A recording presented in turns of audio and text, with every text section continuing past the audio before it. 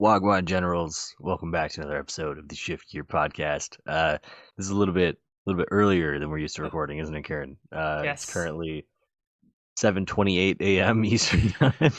uh, for you guys who don't know, I work in tech, so my company does a lot of software deployments, and we do them in the morning where we have to take sites down, so you got to do it at low traffic times. But what doesn't work is when your podcast co-owner is a Pokemon coach, so he does it during normal people hours, and he works during normal people hours, and I don't. So a little bit of a scheduling nightmare today, and I know Kieran, you're off to Mexico on Wednesday, so we weren't able to delay shift gear and record at a normal human being time. But anything for shift gear, am I right? Exactly, Neil.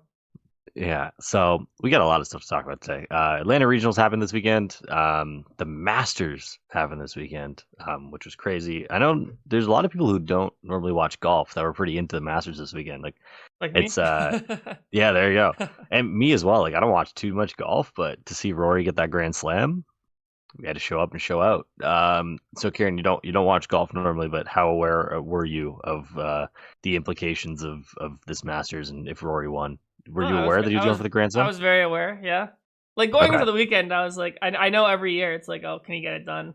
Like I was cheering Yeah. for him. I was like it was really nice to see him when he won. Like the you can see like years of pressure and frustration just like gone, like how much it meant to him. So uh yeah, it was really nice to see. So 10 years, bro. 10 years of agony since he won. I believe it was the U.S. Open, the last one that he won. So sick to see him get that done. Even if you weren't a golf fan, to watch that last day and just see how that kind of all unfolded was unreal. Like so dramatic to go to a playoff hole. Like even if you're not a golf fan, even if you're not a sports fan, you're watching that, you're like, damn, that's pretty crazy. His reaction to winning there was almost like my reaction when I first finally got my first top eight like a month ago. Just fell to your knees in Walmart type business. So yeah. I feel that. I feel that. So all right, we can I guess hop into some Pokemon stuff here. So Atlanta Regionals happened. There's been a lot of discourse about Budew bans and stuff like that. So we got a lot to kind of discuss today. But yeah, maybe we can just hop into Atlanta and kind of review what happened last weekend. Seems like there's a lot of cool decks that did pretty well. And let's start at the top. Henry Chow got his third regional of the season with Gardevoir. Hmm. And I mean, this is just like a special run. Like, I know that other people have won three in a season before, but like, that doesn't compare to what Henry's done. Like, when people were winning three, like Jimmy, Caleb, Igor, obviously like an insane achievement. But the game just like wasn't at the scale that it is now. Like, the tournaments Hmm. back then were like a fifth the size of the one Henry's winning. So, just insanely impressive in like the modern era, like post COVID era, that Henry's able to even win like more than one in a season is impressive. And to do it with Gardevoir after Gardevoir got like massively nerfed, I think is just a testament to Henry's greatness as a player. Hmm. So we can start there. Um, yeah, he played Gardevoir with a 1-2 Zoroark line. So I think there was a lot of discussion about how we should be playing Gardevoir. You know, did you need Secret Box? Do we need Brilliant Blender? Do we need Unfair Stamp? So we went with the Secret Box. He had a couple Morty's Convictions to take advantage of the Area Zero decks. That 1-2 Zoroark to provide a bit of draw, but yeah, just an insane list and weekend for Henry. What do you think, Neil? Yeah, it's always interesting when you see a 1-2 Zoroark line winning a regional. Uh, I mean, how many times have we said this? Like, it goes to show how incredible this guy is at playing the game. Um, yeah, it's Karen. We gotta make a cut here. Sorry, I'm getting a work call. What's Okay, no that? problem.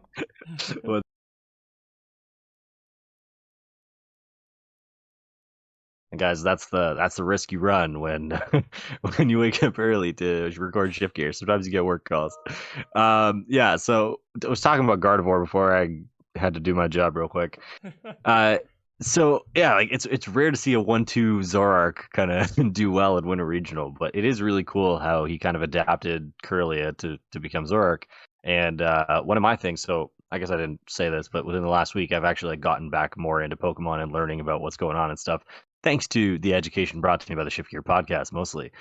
And what I've seen a lot is I saw a lot of like Zoroark support lines, which was really surprising to me as someone who hadn't played the game in a while. Like just to see this card that had an ability that was printed on a bunch of other Pokemon actually be prevalent in decks. And I guess just because you have 280 health, it makes the Pokemon a lot less of a liability on the bench to be draw support. So to combine that with Gardevoir is really, really interesting. And it goes to show how good Curly really was, because this never used to have to be a 1-2 jank line in a deck.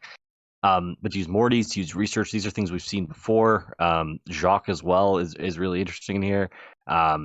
It just shows like he is such a good deck builder, and people. I saw a tweet, I think it was yesterday, that someone was like, "It's always funny when Henry wins a regional because then people play Guardy for the next week, and then they realize that they're not Henry Chow. Yeah, I saw that tweet They're just too. yeah, they're not that guy. So it goes to show such a testament to him as a player, and what he's doing right now is actually insane. Like we'll look back on this Yeah. one day and be like, this is one of the greatest stretches in Pokemon history. Yep. Yeah, I think not to take away from Henry, but I think I read that Bradner's the one who came up with the list. I know Henry and him worked together because Henry made his regional winning deck. So it just seems like great minds are just working together, and getting great results. So I guess now my next question kind of is, where does this position Gardevoir in the metagame? I think it had like a 4 or 5% meta share in the first day, which we can actually check. There's an awesome new feature. I don't know if you check this out, the Limitless Labs. No, I haven't seen this. It's like really cool. Like they have everyone from the tournaments list now, and you can get like the metagame, and you can get the win percentage of every deck. So, Oh, that's really cool. I go day one. Gardevoir's meta share was, where is Gardevoir? Here. Yeah, it was like 5.5%. Okay. It went up a little bit day 2 to 8%. So good conversion rate. So yeah, I guess where do we see Gardevoir going from here? Is it jumping to that 10%? I mean, we saw Dragapult collectively get to almost 30% on day 2. So is it Gardevoir just going to become like in the top 3 most played decks now? The Warriors are very loyal, aren't they? The Guardy Warriors. They're very loyal. I think they're going to see this and they're hop back on this. I think it goes to our point, though, that like people are going to realize not everyone's Henry Chow. And I think now to win with Gardevoir takes probably a great deal more of skill than when it was a tier 1 deck. It still might be a tier 1 deck, but to get through that whole tournament and win that tournament, that is, I think, in my opinion, the most impressive win that Henry's had this year. Just because of how unfavored kind of Gardevoir was in theory going into this tournament, makes life a lot harder. Like Gardevoir's presence makes life a lot harder for the straight Dragapult variants. Obviously, it's not great.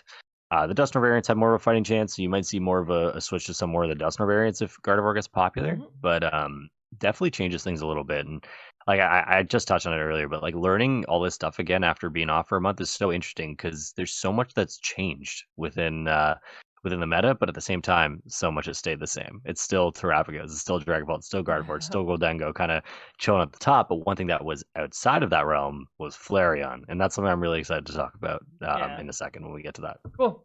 Yeah, I mean, like my hot take is I still don't think Gardevoir is like that good of a deck. I just think like we've been saying, like Henry's just like that good. But to be fair, Orlando got top 8 with it as well. His list was a little different. He didn't play any draw. Well, he did play draw sport in the sense of Fez and Mew, but nothing like Dunsparce or Zoroark line, playing a brilliant blender list. So I mean, I'd have to actually, if I go on Poke Data, can I see what matchups these guys faced? How much Dragapult they were hitting on the way to the top? Yeah. Let's see. So I hate when they do this when it has like a little. Yeah. So okay, that's Dragapult. So it looks like a lot of Dragapult. If all Tanner was Dragapult. I have a feeling these little substitute dolls are Dragapult. Yeah, Hedrick was Dragapult. That would make sense. So lots of Dragapult. Oh, like an Iron Hands deck. Okay, then let's see Henry. How'd you get down to number 1700? If you click on someone's name, it jumps you to them. I see. Man, like, hey, yo, Poke Data, we gotta fix these substitute dolls. Okay, John was Dragapult, Abon was Dragapult, Jishan was Dragapult, I think. Yeah. Dude, kind of like look at the people he played. Yeah. Go back to that. That's insane. I mean, when you get to the top, that's what happens. Yeah, Rowan, John, Abon, Jishan, and then Hedrick at the end. Entering the finals, like this is serious business here. Yeah, I mean, it makes sense, right? Like it's kind of the Regidrago formats. Like you get to the top tables, like you're gonna hit a bunch of Dragapults and kind of ride that to the top. So. I still do not think the Dragapult matchup's like that good. I honestly think it's like 60-40. Like Gardevoir really, really struggles with Budew. So it's like if the Dragapult player can get going, they can get set up a little bit. But yeah, it's definitely favored into Dragapult, and especially if your opponent isn't Andrew Hedrick. So yeah, you watched the final game, right? Or the saw bits and pieces. I saw a lot of Twitter memes about it. Like we're sitting here talking about Henry winning, which is like amazing. I'm not trying to take anything away from him, but like he should have, like he was unfavored to win that last game. Like he hit literally like a maybe 10 to 20% chance on that final research. He hit his like last rare candy plus the stretcher plus the Mhm. guardy, right? So like, like another roll of the dice, and like we're sitting here talking about how Hedrick wins his second regional of the year, like Yeah. his fifth one overall or something. So I mean, just goes to show how Pokemon is, right? So it's like that could be the difference, Guardy winning or losing that finals, between like Guardy being like a 10-12% deck to just staying at like the 5% now. Well, that's the thing too. Like you as a player, or anyone as a player who's seen success can think about a time where that's happened to you, Yeah. where you can think about a time where like, yeah, I had to get a little lucky, but you gotta be well to put yourself in that position, right? Like, gotta be lucky to be good and good to be lucky. Like that's kind of how this game is sometimes. And like, should Henry not get to the finals, we never know what would happen off that research. But he was so good throughout his rounds, and his ability carried him to that point to get a little lucky. So. Exactly. Well, I totally agree with you, but I think definitely like luck is a big factor to this game, but like 80% is probably still skill. Yeah, I mean, as evidenced by who the two players in the finals were. So, Yeah, exactly. uh, yeah, we can jump next down to Hedrick. A couple of people played this list. Actually, I'm going to go back to normal limit list because it tells me who played the list. I will also say to your point, like another roll of the dice, and we're having a very, very different conversation about Dragapult and how good it is right now. Like I still think we think We it's definitely still, S tier, yeah. but bro, if it wins this regional on top of all this, yeah, I think this is a different conversation. Well, because I I'm think thinking people if are it starting wins, to throw right, around the ban word. it's like I don't think, well, probably the Budew ban word, but like it's one of those things Mhm. where it's like, yeah, if he wins, it's like, oh well, Dragapult beats Gardevoir anyways, right? And so it's like, if you're Yeah. Hedrick. So this is Hedrick's list. A huge testing group played it, lots of success. Abon also made top 8. We had John and Keon in top 32, and a bunch of people just outside. Some good names there. So um, some really cool cards here.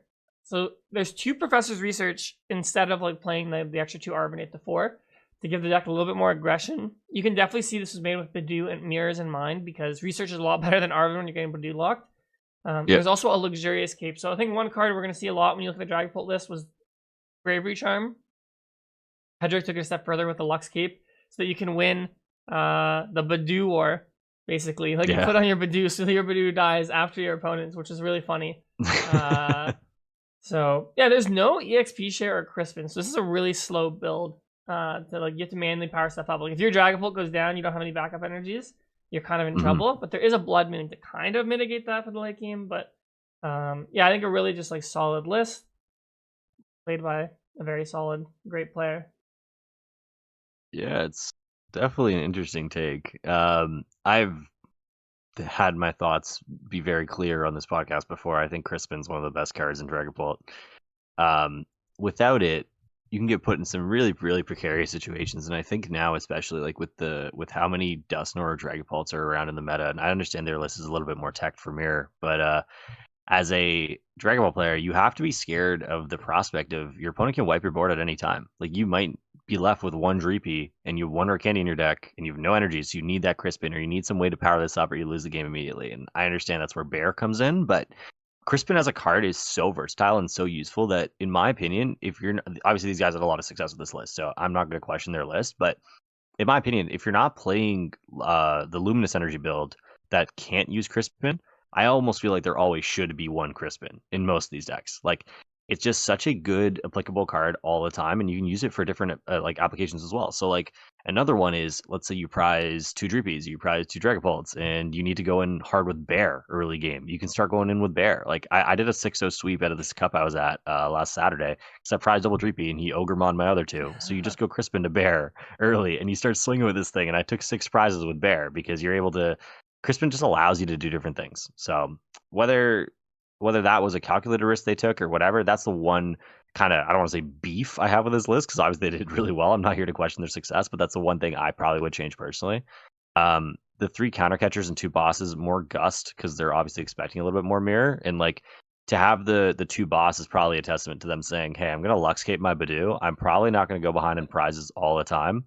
So you have the second boss to kind of be more manipulative. But yeah, other than that, I like the list. I know there's a lot of debate between 221 and 212 Dusknoir. I guess we're settled at 221 here because they only play 1 rare candy, so that also frees up more slots in the list, which I Yeah, really also like. it's just easier to draw Dusclops under Budew lock. So just really Yep. respecting. We'll see that with all the lists. I think is that they really respected Budew.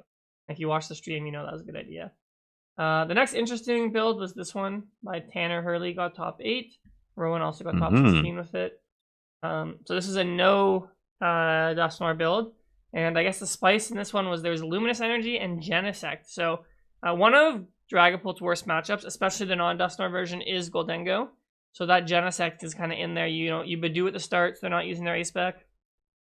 Even if they use it early, you have 4 Iono.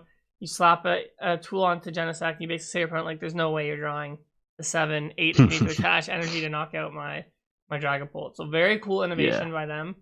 It's like okay in mirror, like if you're gonna be the first one to like Phantom Dive, then you can like block their unfair stamp. And I'm sure it has like utility against other decks. Like it's never bad to shut off your opponent's ace spec.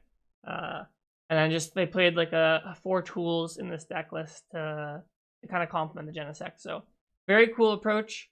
The triple luminous to kind of, you know, like make it more flexible, I guess, in terms of when you draw an energy. Yep. No darks, you can't e-search for it for the monkey. I mean, they've obviously tested this deck more than me. I thought maybe I'd try one dark. I would maybe play one dark, but it seems like this list worked out really well for them. Yeah, it's Luminous was a card that was in my testing as well for Vancouver, and the reason I didn't play it at that time was because we had Sinnoh in the list. So now that there's no Sinnoh, it actually makes a lot of sense to play one Luminous in most builds, in my opinion. You do, as I mentioned before, lose the power of Crispin, which kind of sucks, but I mean you can live without it, especially if you've Energy Surge, you've Luminous, like you're playing 7 energies plus Energy Surge plus 4 Arvin, like you'll probably hit your energies when you need to. The one thing that kind of strikes me as interesting with this list is they play EXP share in a list that has like 3 specials, and you can't stack the Luminous to each other because they don't work after you have one on. Yeah. So like I'm sure there were some situations where these guys like just got the wrong type of energy or just didn't have what they needed at the time. So that's an interesting inclusion to me. But man, Genesect is such a cool like card, and like they cooked with this one. They really cooked with this one. To find that card and like play it, it gives you such an advantage into other Dragapults that don't know that it's coming, or even against Goldengo, as you mentioned, or any deck that doesn't know that it's coming. This is such a huge advantage, and you have the Bravery Charm to buff it up a little bit, and there's no lost vacuum in the format anymore, so there's no way to really get rid of the tools aside from just straight up killing the Genesect. So really cool list. The Defiance Band over the Defiance Vest is interesting as well. It's something that we've been seeing a little bit. So honestly, they cooked with this one. Let me not lie, they cooked. Okay, and then we have more Dragapults. We had Karis and Sebastian. They played the same list, and they both made top 8. And one looks like someone else made top 64. So their list is very interesting to me because they played. We had Brock Scouting, which I saw a lot of players playing, kind of to counter Budew. I mean, like this card just feels so bad to put in your deck. It's like so mediocre, but it is very good when you're getting Budew locked. And I saw a lot of situations in the stream where Brock Scouting was helping players out. This list has double Crispin, double Turo. Maybe to kind of loop Blood Moon or something like that. And then has the Hawlucha. Again, no Dragapult, or not Dragapult, sorry, no Dusknoir. Monkey Dory. And then also plays 1 Luminous Energy, and this one plays the Dark. Does have that utility. So a little different approach from Rowan and Tanner. They have a little bit more like supporters here and focus on the basic energy. So yeah, I mean you see so many different builds of Dragapult doing well right now, and it's like I mentioned, I went to a cup on Saturday and I hadn't played for like a month, and I went 5-0 at this cup, and it had nothing to do with me. It had everything to do with the fact that I was playing the best deck in the format, and it is so good at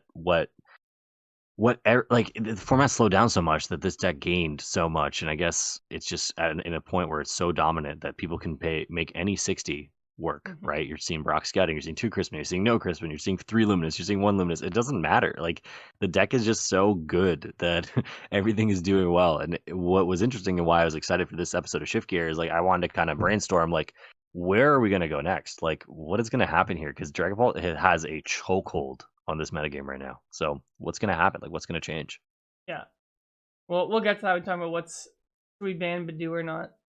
Maybe how things can adapt. So all right, last deck in top 8 was Terrapagos. I mean, I expected this deck to do well. This list was very wild compared to what I was expecting. There's a 1/1 Pidgeot line in here. There's Volcanion EX. There's no Cornerstone. There's Serrano, Candy, Jet. There's a random Lightning Energy. You know, you don't play anything that attacks with Lightning because you want to make Crispin easier, I guess. So my first thought when looking at this list was like, how does this ever beat Dragapult? I'm like, you're never setting up Pidgeot. You don't have any techs for the matchup. I mean, he did lose to Hedrick, I think, in top 8, so had his run ended by Dragapult. But the Pidgeot's very strong if you get it up. It's just like with so much Budew, I'm just like, how often are you setting this up? Volcanion was interesting too. I think the idea is this lets you get that extra 20 against Golden Ghost since he wasn't playing the Cornerstone. So you just do 20 and then like Trafico's full bench takes the knockout. So, and then otherwise you just have like the Trafico's boost combo, which is very strong. So a very interesting take on this deck. And he rode it all the way to top 8. The random lightning is really interesting. I guess it could have been anything. Yeah. Like I was thinking, like in a build like that, and I know Monkey Dory is a vital part of the strategy, but maybe there's a world where with Terrapagos now, when you want to abuse the Crispins, you play the Water Grass Electric, so you can use Crown Opal with Terrapagos. Especially if you're playing a lot of like random jank energies, you could use Crown Opal, which is not a bad attack. I understand the Monkey Dory is part of this package, but if you got rid of the Monkey Dory, there's nothing else that uses colored energies really. So play the Psychics, and then you play you play the Psychics, and you play like Grass, Lightning, Water instead of 2 Darks and a Lightning. If Monkey Dory ever phased out. Actually, you know what? If I go on Limitless Slabs, I think I can see what matchups skip. Let's see how he did against Dragapult. Okay, he went loss, win, tie, 1-1-1. Tie, loss. So So it's not great. He went 1-2-2 against Dragapult, which I mean is like what I expected for this type of build, right? So, again, like I've been saying, like that's just like Trapico's Achilles heel. Like its worst matchup is probably the most popular one if you're not running a tech. So it does feel like you kind of have to run a tech for Dragapult if you want to play Trapicos. But I mean, otherwise, like if you beat pretty much everything else, as evidenced by his run here, pretty much I think you beat every single other deck that he played. Yeah. So. Yeah. Yeah, it's one of those things you got. Like sometimes Tom just blesses you. If you dodge the Pults, you're living good. Oh, yeah. And then the other person, Bodhi, got 9th, but Bodhi did make ASIM cut. I think Bodhi got really unlucky with his top 8, or his ASIM pairing in the Trapagos, because I think Bodhi had a great chance at winning this tournament. He played like a very anti-Budew Golden Go list. So like we've been seeing Dunsparce, we've been seeing Scizor, right? He played none of those. He literally just played 4 Cypher Maniac in his deck and 2 gear. I like it, man. So that makes your turn 2 way stronger, right? Yeah. Helps a lot, the 4 Cypher against Budew. His deck's maybe a little weaker to Cornerstone than some of the other versions. He is playing double Stretcher Rod, so he could use Strike It Rich 4 times to move, and he has Jamming Tower to kind of get through those Bravery Charms, and that would have been good against Henry on Guardy. So a very interesting approach to Golden Go. I think Golden Go as a deck had a pretty decent weekend. I think Golden Go is well positioned going forward. I think it's one of the few decks that is good into Dragapult, right? And you can build it so it's like pretty decent into Gardevoir as well. So yeah, I like this approach. I think Brody said he built this deck like the morning of and then ran it all the way to top cut, which is kind of crazy, but that's unreal. So maybe there's more room for refinement in this deck, but I think I do like the concept of this list a lot. I can see the one thing I really like about this list. Yeah, I love the Jamming Tower. I think any deck that can play Jamming Tower right now is so good. There's so many tools just running around. This is yeah, one of the other surprising things I saw when I came back was like to see Golden Go with all these like random jank partners. Like I was seeing like Sterilage, I was seeing Dunsparce, I saw like Scizor, and like it's surprising, but I guess you need an answer to Cornerstone, right? Yeah, the crazy part, Neil, was he didn't play any Dragapults, or he played 1 Dragapult, and he played against Grand's Golden Go Dragapult. If you count that, he won. Damn. So, but yeah, so he just ran the table. Yeah, he didn't even need the good matchup. That is crazy. Very nice. All right, and then. What else? We had Jonathan Means with the Flareon deck, tied his win in on the stream. Pretty cool. I mean, Sylveon is actually a pretty good counter, I think, to Dragapult. You can, like, Angelite their Cloaks and kind of just make it annoying for them. You play Clefairy, so then you can one-shot them with Magic Charm. And then, yeah, Flareon's a good early-game attacker. Just get things going. You can attack turn 1 if you can draw, like, Crispin plus the Flareon. So yeah, really cool. I mean, I think we've been this has been a deck that like people have kind of not respected and like been like, oh, like, there might be something here, and yeah, it looks like there was something here. So I'd have to get more games with this deck, but it would be cool if the Flareon box is definitely a contender for the meta. It just looks fun. It just makes me want to try it. Like I don't know, it's weird because evolutions all the time are normally. I mean, I guess they were pretty playable last time they were out, but there's been so many times where people are like, I wish I could play like an Eevee box with a bunch of different evolutions. I guess this doesn't really fit that bill, but to have the 2 different Eevee evolutions, you play Crispin, you just have a bunch of different energies. Like it just looks fun. You have access to Briar, which is really sick. The one thing that stood out to me was no crystal, and instead they played the stamp, which I thought was really interesting because crystal in theory is just absolutely broken here. But I guess they opted for like a no Arvin build, and you're playing the stamp with Iona, so you're doing a lot of disruption. So really cool deck. I can't wait to try this one personally. Yep, I think it's really cool. The stamp is just a very good card, as we've Mm-hmm. seen. Yes, it is. Grant Manley got top 16 with the Gold Dango Dragapult deck. Yeah, it's cool. I mean, I hate when you have to run Crispin, you can't run Cypher Maniac in this deck. Yeah, I don't like it either. Otherwise, it basically just plays like a Golden Go deck. Winter Cloak is your draw engine, which is pretty good. And like we said, Golden Go is just solid deck. Good into the Dragapult. Let's see how many Dragapult. Cypher's like the best card in that archetype too. So like to lose Cypher feels so bad. Yeah. He beat one. He went like 2-0-1 against Dragapult. So solid. Just didn't play as many as I'm sure he hoped. Mm-hmm. But yeah, very cool. Anything else? We had Isaiah Chaville with the Poison Duraludon deck. I mean, Poison Dura.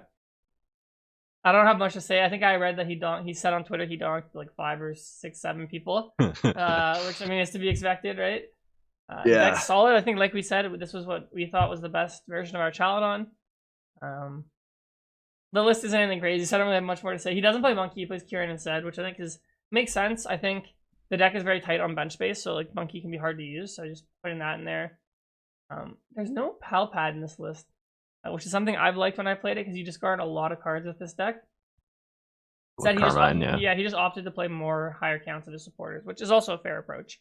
So yeah, choosing wins is good, man. Choosing wins is so good. You get 5 free wins in the tournament, you'll go pretty far. So I mean, this is probably, like we said, the best version, just because of you're not really gaining much late game. You're just gaining free wins at some point, right? Which helps. Yeah. After that, I don't know the next time we find like a unique deck. There's another Flareon. A lot of Dragapult. Top 32 at 32nd. Similar vibe, I think. This one had Crystal instead of Unfair. There you go.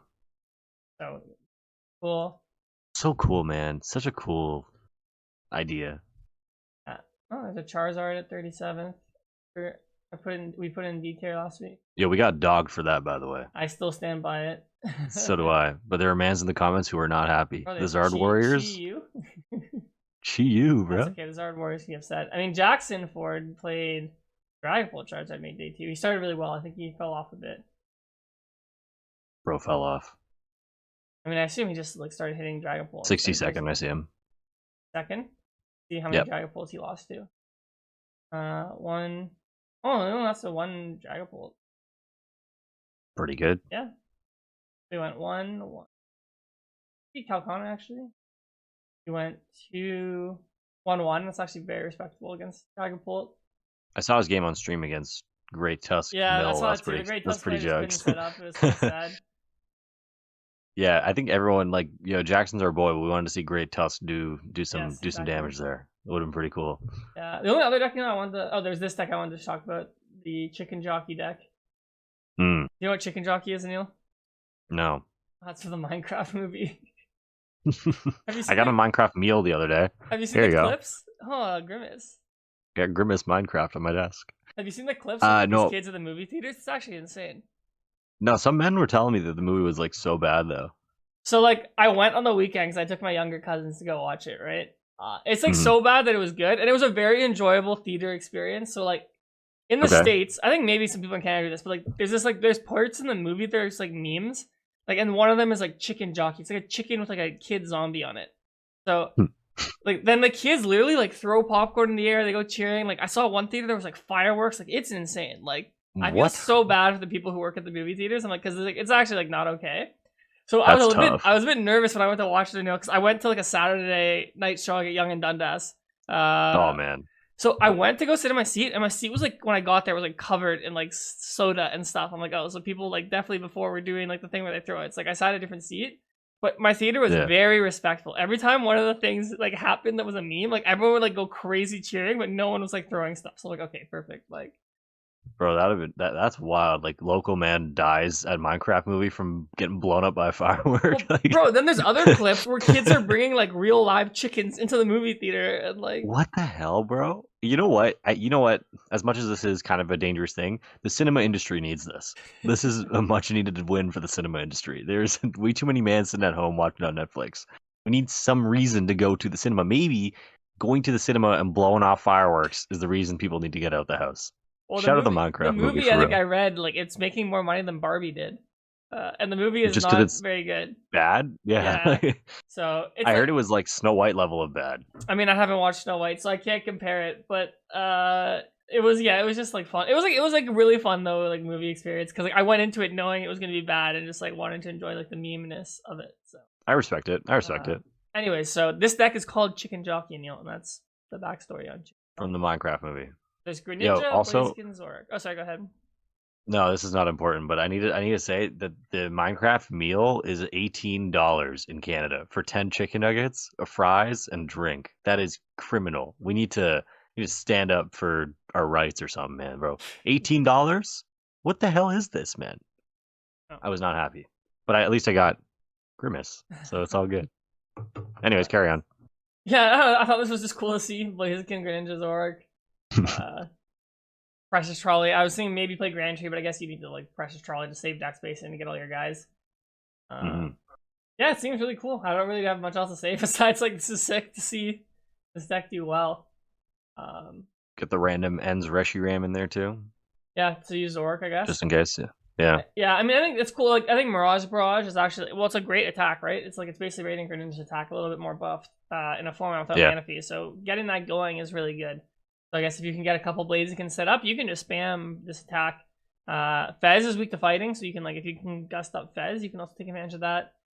See, there's 3 Mortys. I think again, like taking advantage of those Area 0 decks. So really, really cool here. Definitely not hard to see why this did well. Yeah. Like just on paper, it looks really good when it sets up. See what matchups they've against.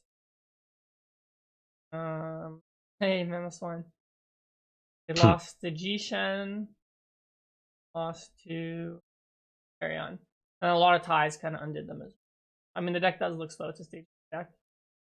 And Yo, then- Terrorbox is a huge flop, eh? What's right? Oh, yeah, we can talk about that too. Terrorbox? Yeah, I was going to talk about this deck too. I saw from Israel Sosa, 5-time regional champion, if you guys didn't know. Unreal. Frost Monkey Dory with a Spatra. Nice. We haven't seen a Spatra in this deck yet, but Spatra, I guess it slows down a lot of decks. It makes Dengo need 2 energies, Dragapult needs 3.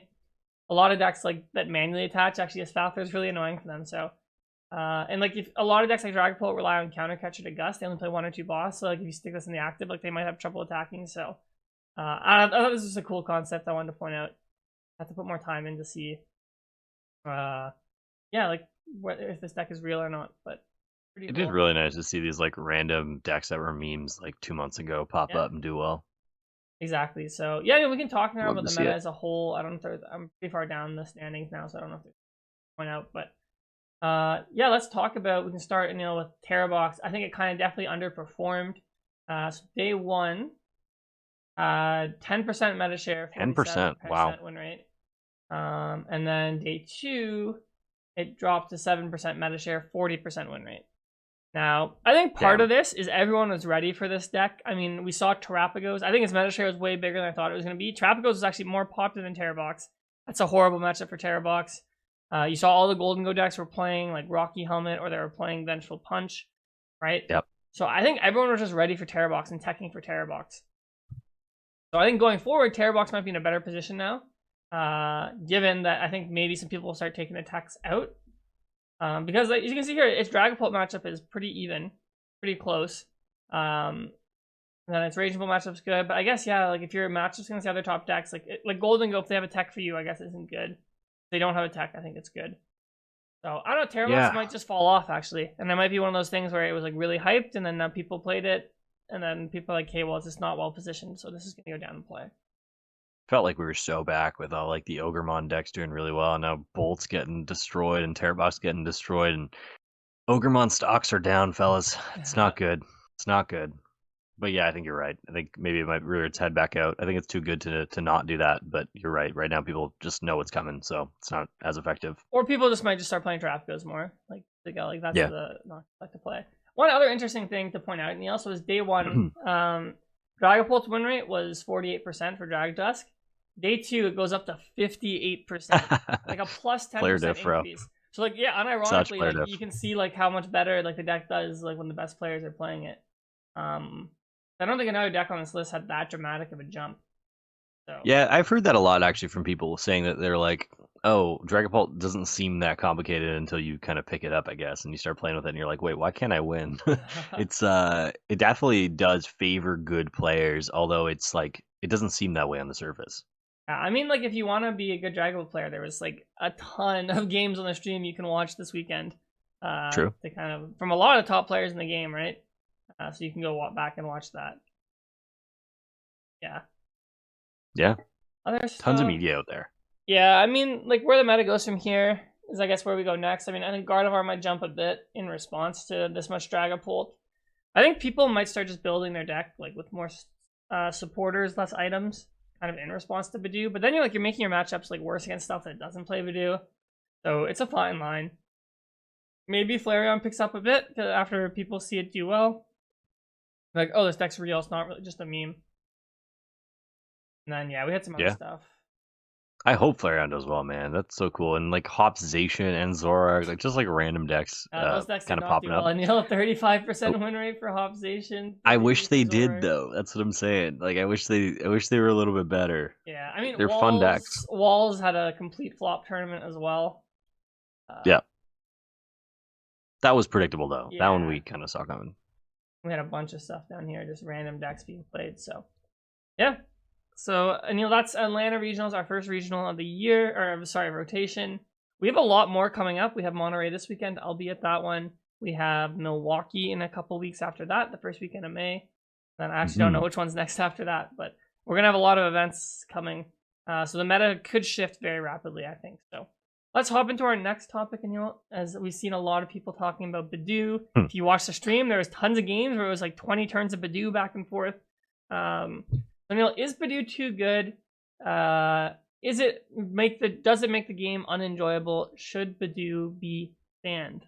What do you think? I feel like we're the wrong people to ask about this. We grew up in an age where Spiritomb and like Gengar and all these like, sorry, not Gengar, Spiritomb and Vileplume were these like just normal archetypes. Like item locking was cool back when you and I were youths, right? Like I feel like we're the wrong people to ask about this. I do not think Budew should be banned. I think it's a card that is, I don't want to say healthy, but it's a card that allows some slower decks to do well. And for years we were talking about, hey, how can we slow this format down? Like we kind of wanted a way to allow comeback decks to do well, et cetera, et cetera.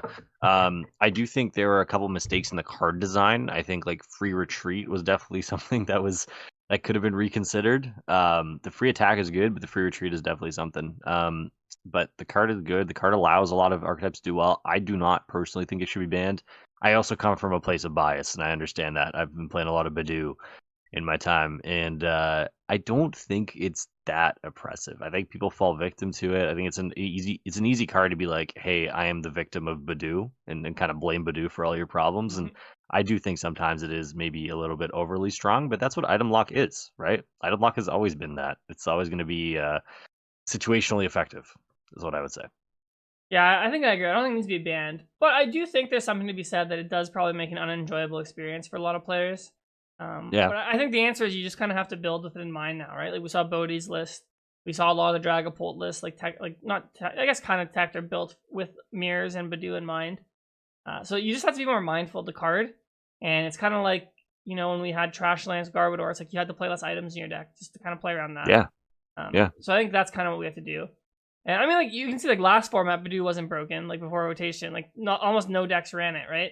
So it kind of just depends on what cards are around it. And like now, just like in a slow meta game like this one, where there's not really decks that can punish Budew, it's just gonna be better. So I mean, the next set with Team Rockets, there's some cards in it that are trying to like nerf Dragapult, so like maybe Budew will go down and play. But yeah, I don't think it needs to be banned.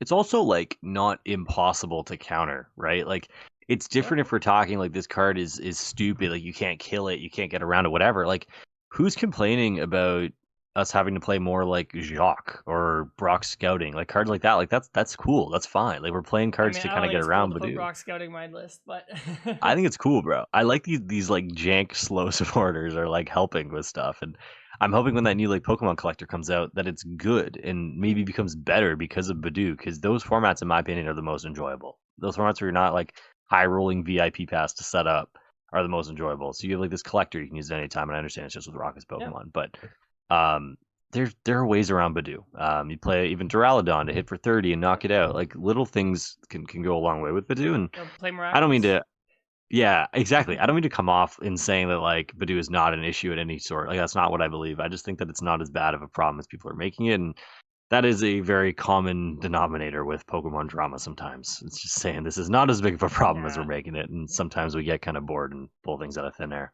I mean, if we're sitting here like in the next few weeks, like every regional, like the same thing's happening, then I'd say okay, like probably like it's an issue.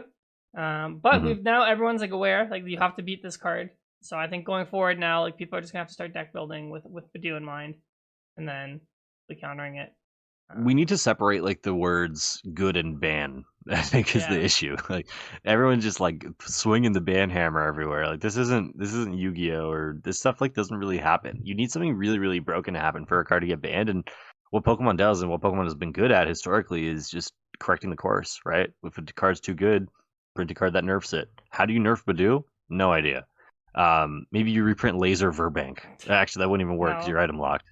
Well, if you go first, you can donk. But yeah, Yeah, like, but they're gonna come up with something. If this card gets too good, rest assured that they will come up with something to nerf it. I wouldn't worry too much about it. I mean, I will say this: like there are some times where like you go first, you don't have Buddy Pop in your hand. Your opponent goes, all right, like Budew you, and then like the game just feels so bad because you don't have Yeah, way to get basic. So I think I saw someone on Twitter being like, "Oh, like maybe cards like Brock Scouting should say you can use it when you go first." And I think that's fair. Like if you're gonna print like you can print nerfed versions of the supporters, and then just have yeah, them have the clause that you can use them when you go first. I think that would be good game design going forward. Um, or like maybe you gotta yeah. start playing cards like Volbeat or something that like searches your deck for the basics when you I go was gonna say first. maybe you reprint something similar to Hoopa EX, where if you Yeah. like Brock scouting for like one basic, that it turns into like three basics or something, or like a new Call Energy. Maybe Call Energy was a big Yep. card when That could be a item good. lock That would was be a a great thing, reprint. I think actually, yeah. right? Uh, Like you reprint Call Energy, and then suddenly everything kind of opens up. Like they will find a way out of this, and like just trust the process, man. Trust the yeah. process of Pokemon getting out of stuff, and the game's kind of in a delicate place right now where there's a lot of new players. So Pokemon doesn't want a format to feel oppressive. They don't want a format to be dominated by some cards that don't feel good to win with. Like this will course correct almost 100%. Yeah, for sure. Um, cool. And I have a couple. Am I in the wrongs I forgot to read last week? I'm always really bad Sure, about that. I mean, we were pressed for sure. time last week, so I don't blame myself too Yeah, much. But all right, let's read them here. So, all right, I have our first one here. I was in the finals of a cup playing Raging Bolt against Charizard.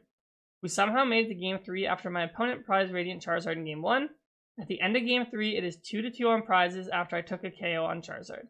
My opponent has Charmander and Pidgeot EX on board, along with a few other cards that aren't relevant to the story. I have game next turn with 2 energy left on my active Bolt, an energy retrieval in hand to get 2 grass energy for Tool Dance, and a boss to bring up the Pidgeot. My opponent quick searches for a rare candy, plays it to evolve into a Zard, and uses Zard's ability to pull energy from the deck.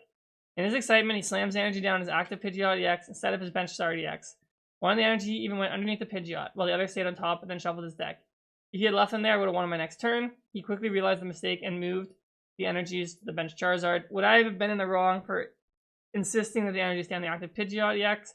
To be honest, neither of us were in the Worlds race, but the winner got a box, more star credit, and the mat.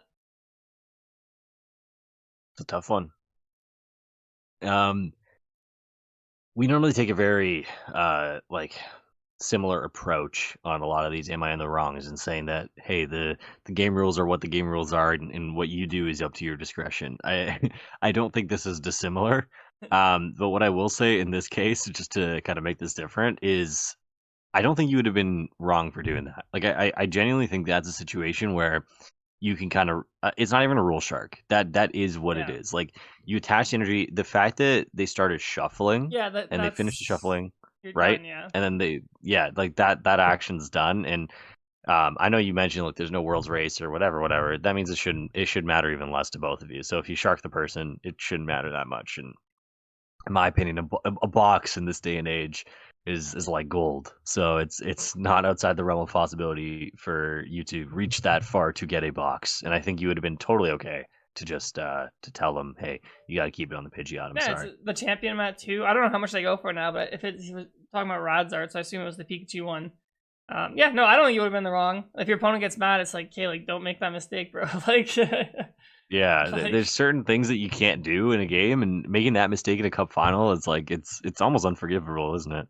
yeah. So I mean, it's just like I think I've made this analogy before. It's like if like LeBron misses a layup, like no one's gonna like he's not gonna be like, hey guys, my bad, I make this 99% of the chance, like just getting the ball back real quick, Yeah, let me yeah, finish yeah. this up. Like no, like part Like, yo, of could you foul me on my next trip to the basket, yeah, please, it's like man? part of being good at Pokemon is like not making mistakes, right? Like if it Yeah, happens, it yeah. happens, right? So your opponent misplayed, so yeah, you definitely would not have been the wrong to make them keep that. Your opponent would have got mad, probably, and like that's on your opponent. No, definitely not in the wrong to do that. Especially like and like don't say like oh it's just a League Cup whatever. It's like yeah like a League Cup for a lot of people like that's their goal like winning a League Cup like getting that mat, getting the box. So Yeah, it's weird how like we've gone from like I remember Kieran when you and I were playing, like rule sharks weren't really a thing, like not too much, and then a couple of years into when we were playing, at least in my experience, like 2014, 2015, when the game started to pick up a little bit, people started going to great lengths to win games, right? Like people bro, would I find think ways to shark. when we were kids, I think rule sharking was like insane. Like You think so? oh I bro, don't know. I found it worse later. when I remember when I started playing and I was a new player, like I was actually like insane like how like everyone's just trying to rule shark like crazy. Like Hmm. maybe it was a seniors thing, but like I don't know. I think that definitely is a seniors thing too. That like that is people will go to greater lengths depending on how much they want it, right? So the specific instance I'm thinking of is like random receiver baiting and stuff like that. I don't know. It feels like it comes in waves, like how desperate people are to win, and now we've kind of normalized this idea that you shouldn't call judges at league cups and challenges, and I'm guilty of it too. A lot of the time, like my opponent will do something, like my opponent drew an extra card at my Yeah, league like cup on Saturday, and I I was don't like, really bro, I don't care. Yeah, care. I'm not calling a judge Yeah, for like that. Like I'm guilty of it too. But I feel like we need to get back to a point where it's like kind of a healthy balance. Like that shouldn't even really be an am I in the wrong segment. Like, that should be like a definite, hey, like if this was like 2-3 years ago, I think that's a judge call immediately. So or not a judge call, but like people are he's gonna make him attached to the Pidgeot or whatever. So I think definitely very nice of the person who set that into to not do that and not shark them there, but nobody would have blamed them if they did. well, it's one of those things too. It's like just like my vibe. Like if I like my opponent, like I'm more lenient with stuff. But Hundred if percent, I don't like hundred my percent. opponent, I'm like no, bro, you're not taking anything back here.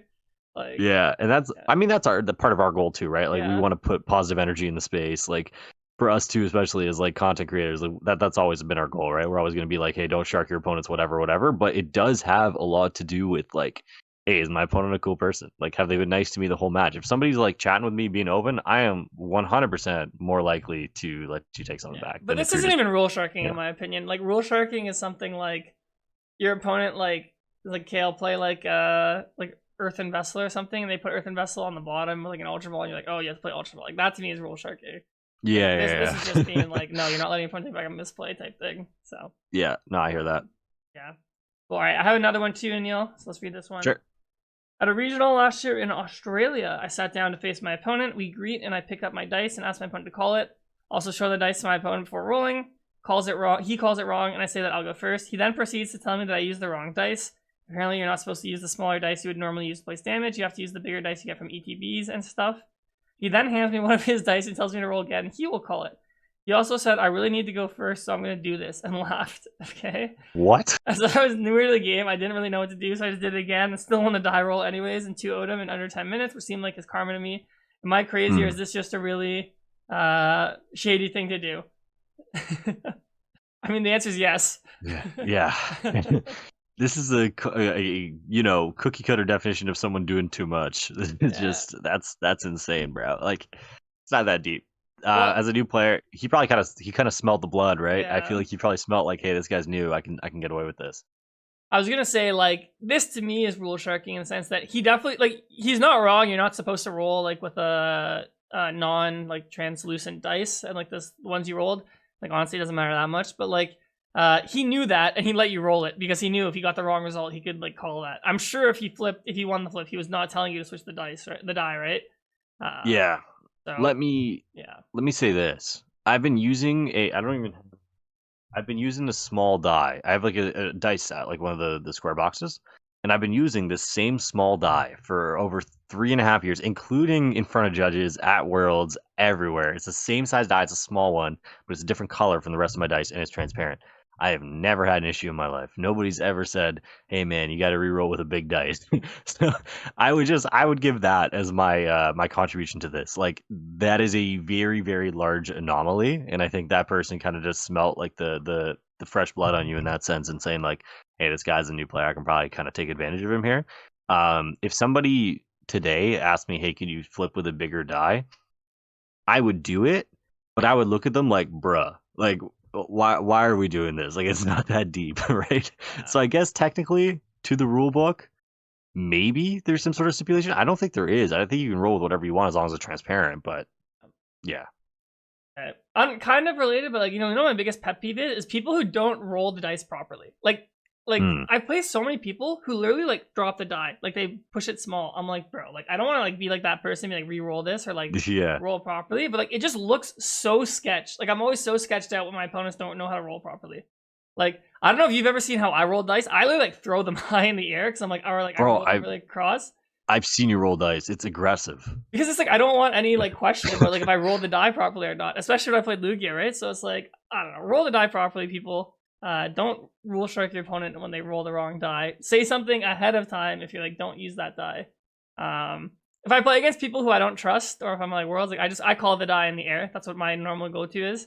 Because I don't know, I don't trust people. I guess when it comes to this stuff, but You know what? You know what sound is like forever encrypted into my brain. So what? Kieran at his parents' house has this like giant glass table in Oh his like yeah, Pokemon room or whatever. And when we were kids, we used to test on Skype and like kind of have our laptop sort of like this. Like you'd have your laptop out and you'd like bend it down yeah. so that you could see like the screen, the whatever the table.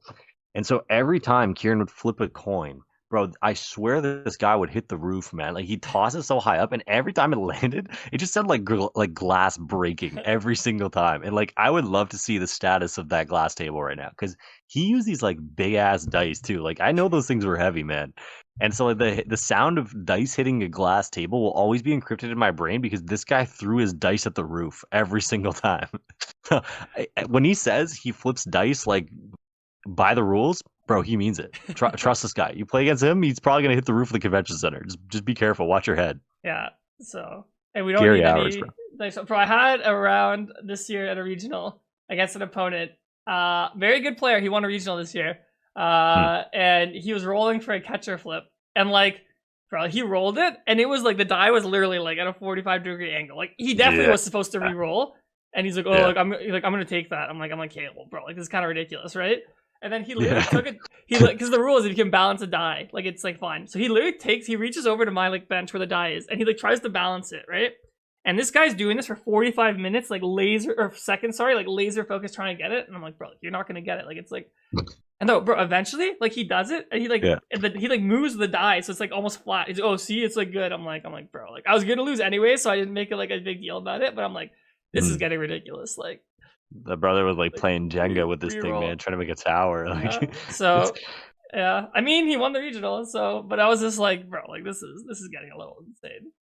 again another classic definition of doing too much. Yeah, I probably could have been like, no, you're re-rolling that, but I'm like, my hand was like a brick, so I'm like, okay, whatever, like, I'm not gonna cause a fuss. But it was just so funny watching this Yeah. dude be like laser focused for like 45 seconds trying to balance the die.